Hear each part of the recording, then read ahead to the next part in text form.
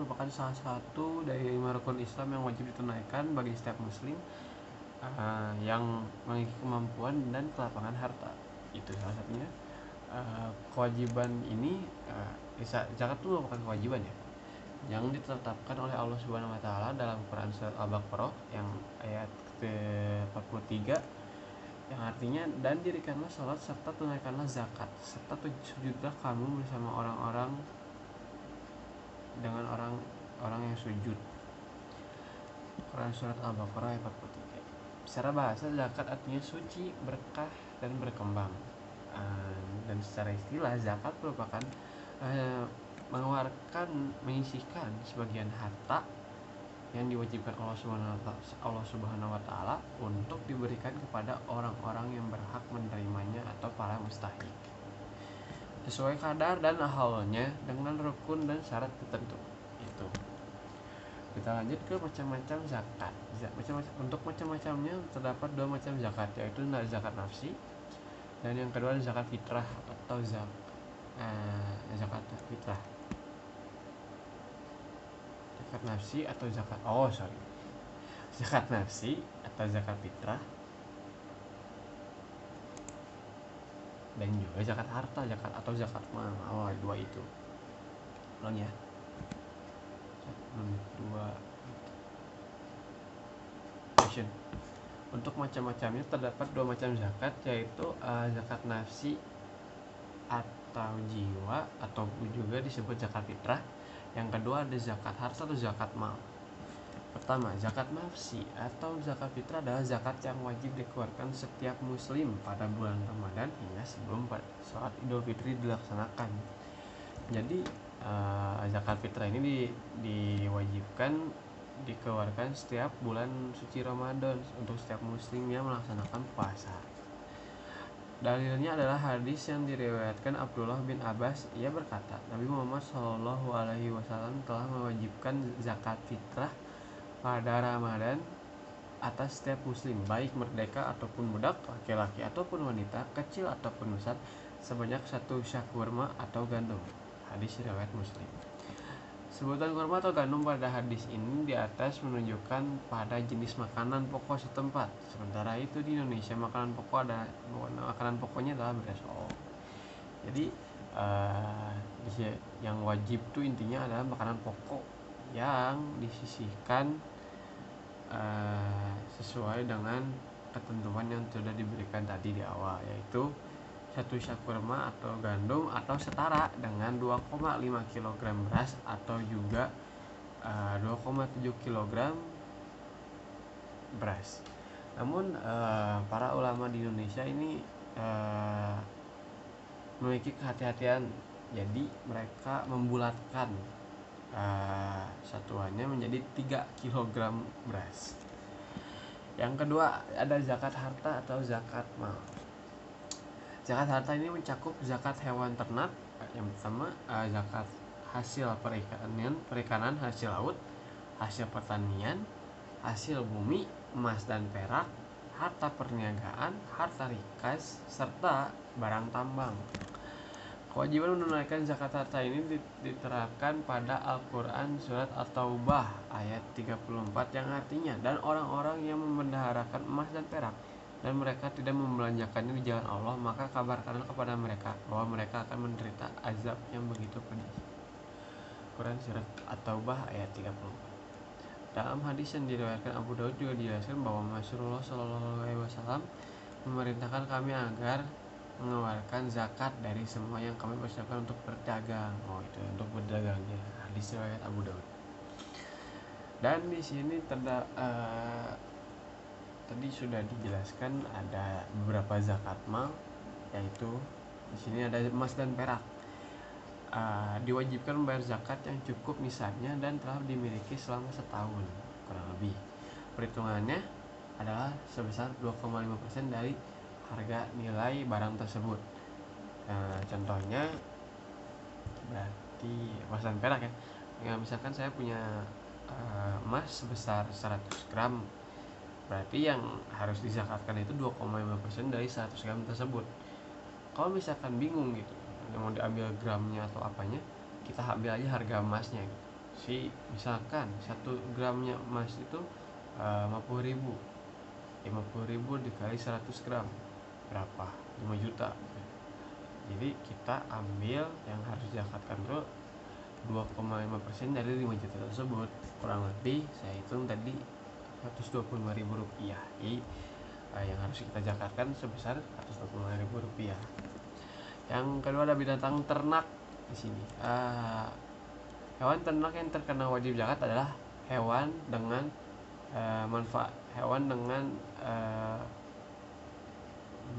hewan dengan memberikan manfaat bagi manusia. Yang memberikan mungkin ya. Yang memberikan manfaat bagi manusia. Oke. Jadi hewan tersebut yang memiliki banyak manfaat untuk kita sendiri sebenarnya. Jadi ketika kita kasihkan ke orang, jadi memiliki banyak manfaat gitu. Enggak cuman sekadar untuk hanya diternak atau di apa gitu kan.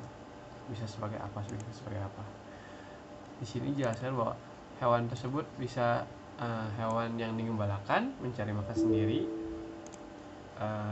telah dimiliki 1 tahun dan mencapai nisabnya.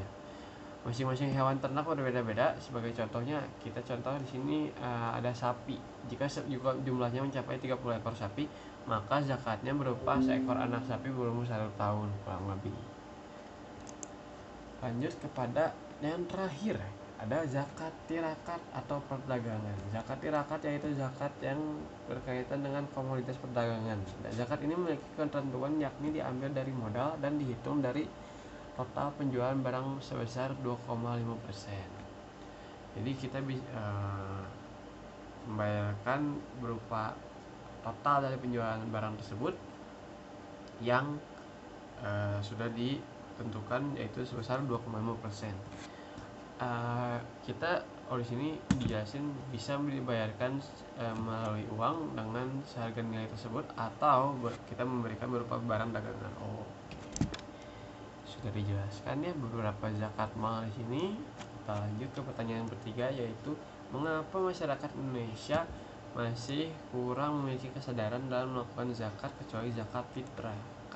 Kenapa kecuali zakat fitrah? Karena zakat fitrah di sini kita udah sering melakukan gitu. Di sini dijelaskan bahwa ada beberapa faktor zakat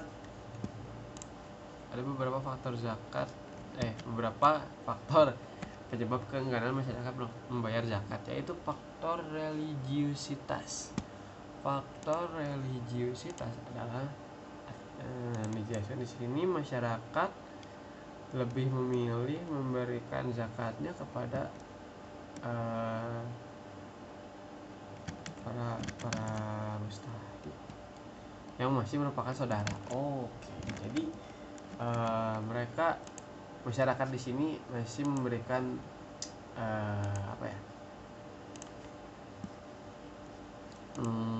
masih memberikan zakatnya hanya kepada para mustahik, padahal itu juga masih saudara-saudaranya juga gitu, masih keluarganya juga, yang tanpa harus dipikir lagi, kayaknya mungkin lebih baik ke orang lain yang lebih membutuhkan ya. Makanya kalau itu jatuhnya bukan zakat sih, lebih ngebantuin aja udah gitu. Kalau kayak gitu kayak terlalu mustahil. Jadinya si zakat tersebut kurang tersalurkan menurut saya gitu. Yang kedua di sini ada faktor lokasi. Faktor lokasi ini ada maksudnya faktor lokasi, jarak yang cukup jarak lembaga yang cukup jauh.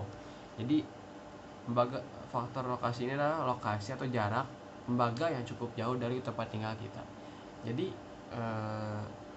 si tempat penyaluran zakatnya itu misalkan salah satu lembaga atau apa terlalu jauh dari tempat kita, jadi kayak kitanya juga kayak merasa malas atau apa mungkin. Itu yang saya tangkap. Yang ketiga ada faktor pelayanan. Faktor pelayanan lembaga yang diberikan belum memuaskan. Ini dari lembaganya juga. Jadi si lembaga penyalur tersebut masih kurang memuaskan menurut masyarakat untuk melakukan hal-hal seperti hal-hal zakat ini. Faktor kepercayaan. Untuk kepercayaan, kurangnya kepercayaan masyarakat terhadap lembaga penyalur dalam menyalurkan zakat kepada mustahik, dan informasi manajemen dana zakat yang kurang terbuka dan tidak transparansi. Ini poin penting berarti ini. Poinnya di sini berarti kurang percayanya masyarakat dalam menyalurkan zakatnya kepada sang lembaga karena tidak adanya transparansi dan keterbukaan dari manajemen zakat dana zakat itu. Jadi ya kita harus lebih harus lebih lebih kalau saya sebagai lembaganya misalkan benar-benar kita kasih laporan kita bulan ini zakat kalian dikasih kemana saja, disalurkannya ke warga mana saja. Jadi tidak masyarakatnya juga tidak takut gitu untuk menyalurkan zakat mereka gitu dalam niat untuk memberikan kebaikan kepada orang-orang gitu kan. Yang terakhir ada faktor pendapatan. Di sini kalau pendapatan yang cukup tinggi mempengaruhi masyarakat untuk menyalurkan zakat di lembaga yang lebih terorganisir.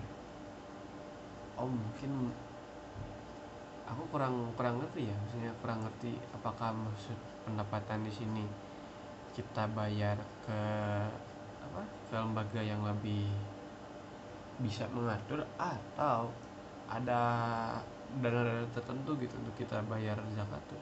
Aku jadi bingung ya. Tapi kurang lebih kayaknya mereka lebih memilih faktornya, mungkin lebih memilih lembaga yang terorganisir secara baik secara lembaganya ya. Jadi mereka lebih percaya kepada mereka gitu.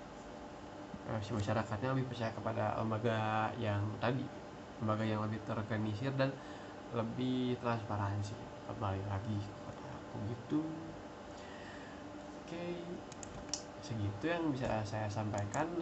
Mohon maaf bila ada kesalahan dalam berkata-kata, dalam berucap, dalam melakukan tindakan gesturnya. Wabillahi taufiq wal hidayah. Wassalamualaikum warahmatullahi wabarakatuh. Assalamualaikum warahmatullahi wabarakatuh. Nama saya Muhammad Fazailan. Di sini saya akan menjelaskan apa itu zakat, macam-macam zakat, dan yang ketiga ada pertanyaan mengapa masyarakat Indonesia masih kurang memiliki kesadaran dalam melakukan zakat. Sebelumnya pengertian zakat itu apa itu zakat sebenarnya? Zakat